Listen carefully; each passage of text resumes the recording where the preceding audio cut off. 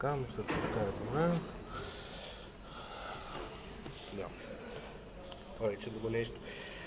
Здравейте, ние сме обявили се в морския град Варна. Минути след представлението на пиесата се обърка. Пиесата, която се обърка. Пиесата, която се обърка, да. Намирам се с директора на театъра.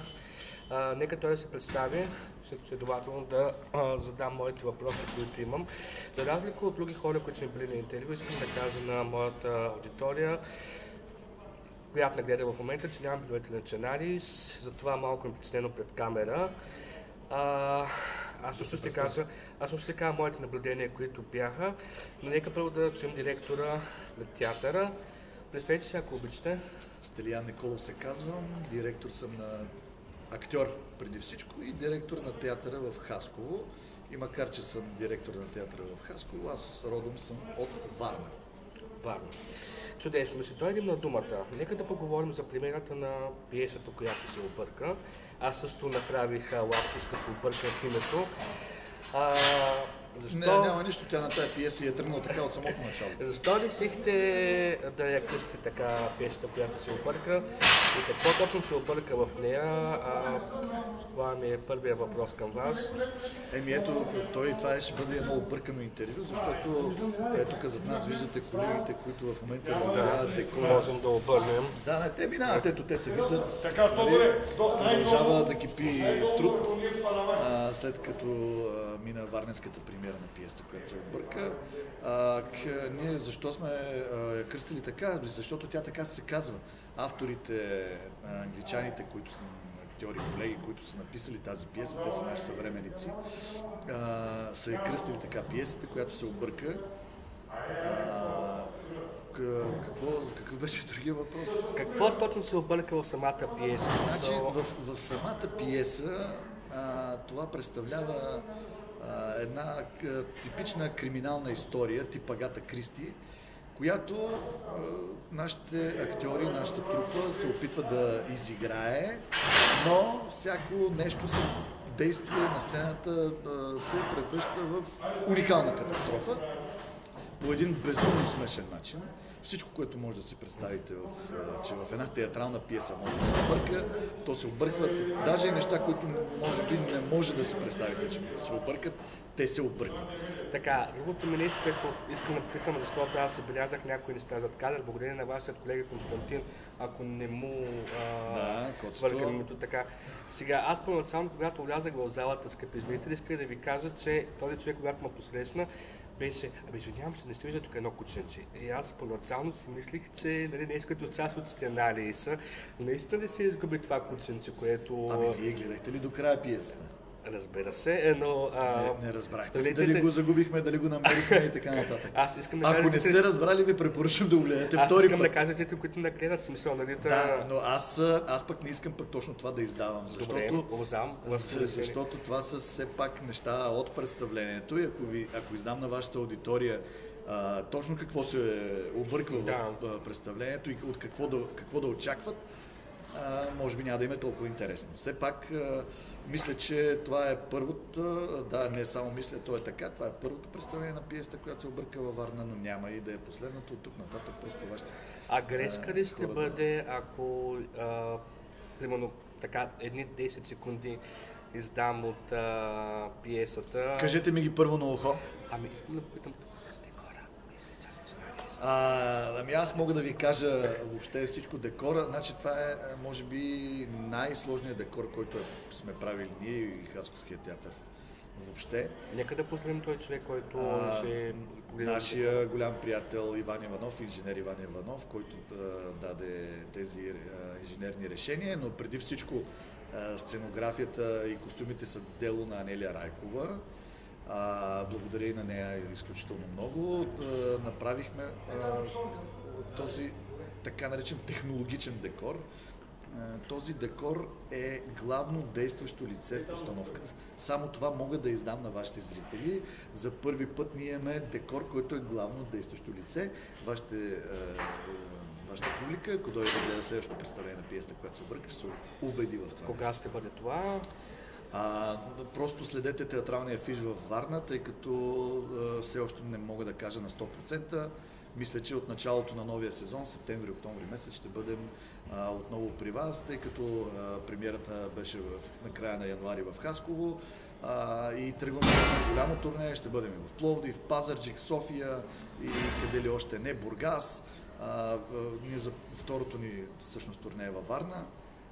Така че от тук нататък ще обикаляме цялата страна. с това нещо, който където има възможност може да се интересува от афиша. Само да попитам, споменахте името господин Иван Иванов, понеже аз предполагам, че го знаете, искам да знам кажа зрителите дали е същия господин Иван Иванов или е съвсем друг, защото ако е същия, той ни е приятел във Фейсбук, искаме да го поздравим.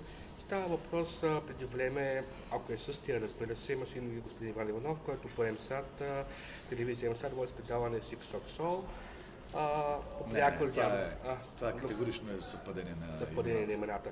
Добре, когато тръгнат, понеже вие сте директор, когато тръгнат да са пълно като Надежда Захалиева, на смисъл, или друг автор на пиеса или на песен, на стихотворение, когато тръгне да създаде даденото произведение, дадена песен или дадена пиеса, дали има някакъв мисъл, някакви очаквания, точно как да се развият нещата. Когато тръгнете да създавате сценарии на пиесата, която се обърка, какви бяха вашите първоначални мисли? Какво? Наистина, аз познавам тази пиеса от много дълго време. Аз съм си мечтал да бъде осъществена в Хасковския театър. Когато започнахме разговори с режисьора и Асен Датечки, с него започнахме да търсим текст, да се изпитваме един друг какво бихме могли да създадем заедно. Той ми предложи този текст. За мен беше изключително смело, но понеже мечтата ми беше да направим това нещо, аз веднага казах да. И започнахме да си търсим. Много дълго време първо уреждахме авторските права, тъй като авторите са англичани, пак казах, наши съвременници, комуникацията беше малко сложна, но за щастие успяхме. Събрахме екипа, който виждате на афиша, и точно това, което очаквах, това стана, това направихме. Едно нещо много щуро, много смешно, уникална постановка. Можем да презентираме актьорите, които играят в песента, или да го запазим в тайна?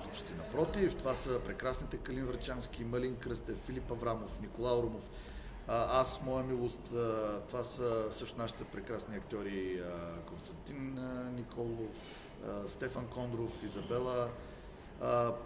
Изабела може да гледате между другото в сериала Вина, прекрасна актриса. Така че Добриела Попова, забравих да кажа, част, това е трупата на Хасковския театър, заедно с нашите колеги, които са на гастрол. В началото на интервюто споменахте, че сте варненец, т.е. че съграждани сме. Да. При положение, че представлението имало премиери в други регионални градове, тази вече имахте възможността да наблюдавате варненската публика.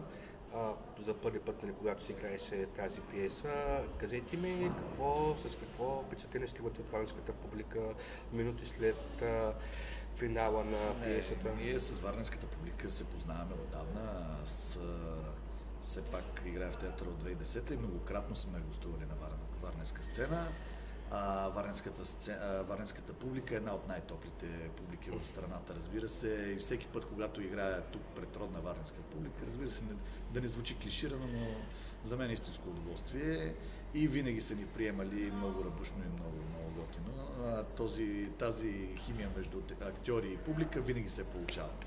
Това сега много чуя като варненец. И последен въпрос в края на нашото интервю. Искам да попитам, все пак, няма да питам на колко години сме, въпреки че не за първи път се виждаме, сега се запознаваме с вас. На скромните 35. Аз съм 31. При положение, че много ваши пиеси сте писали, смисъл, имате много пиеси и може да сравнявате публиката не само във Варна от преди време и сега. Кажете ми вашите наблюдения от преди и сега, защото аз като водещ и като лицей по част на правите мероприятия, мога да кажа, че според мен колкото и тъжно да звучи, малко тъжно, но според мен едно време публиката има малко повече уважение към българските актьори. сега, т.е. смисъл и от към дисциплина, и от към уважение. Сега много хора, които виждам в залата, поне съм завършил психология, много хора виждам в залата, че в смисъл отиват за да си купят билети, когато в смисъл не им е интересно, или то вярно е, че няма как да се завързи код на българската публика, но или не им е интересно, или просто в смисъл няма това уважение, което са имали преди време. В смисъл искам да чуя вашия мироглед относно. Нямам такова наблюдение. Вие казахте, че сме писали много пиеси, ние сме писали пиеси, така, ние ги поставяме. Да. И доста обикаляме в цялата страна и играем пред различни публики. Честно казвам, нямам такова наблюдение, за каквото вие говорите. Аз мисля, за всички, но принципно... Да, то разбира се, че всякакви хора има, нали. Но мисля, че большинството обича нашите актьори, обича театъра и ходи на театър именно по тази причина, иначе няма какво да прави в театъра. Вие, че на кои български актьори се възхищавате? Аз на всички, които работя... Ако трябва да се го излиза това спокойно. Не, какво да го изрязваме? Напротив, това имаме прекрасни български актьори, няма нужда даже да ги изброявам. И сред младите има, и от средното поколение, по-възрастни. Това са много имена. Аз ако тръгна да ги изброявам, просто няма ни стигна да чакам. Добре, а от пиесите, на които ги знаете, да кажем, като Горката Франция, нали, като... И това не са постановки на Хасковския театър. Аз съм аз не казвам Хасковския. Изключително уважение, и към Фахредин, и към Кати Тойвро, и към Сашо Кадиев. Това са прекрасни колеги. И поздрави на тях. Разбира се, поздрави.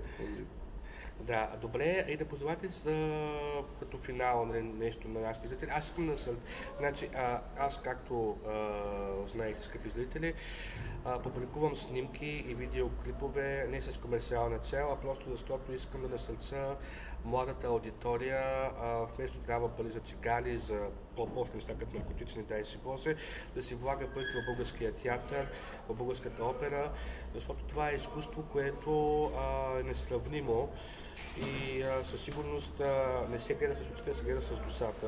Изкуство, което не е за всеки. Пожелайте нещо нашите... Пожелавам здраве преди всичко. Следете театралния афиш за Варна. Пиеста, която се обърка. Не пропускайте, ще съжалявате, ако пропуснете.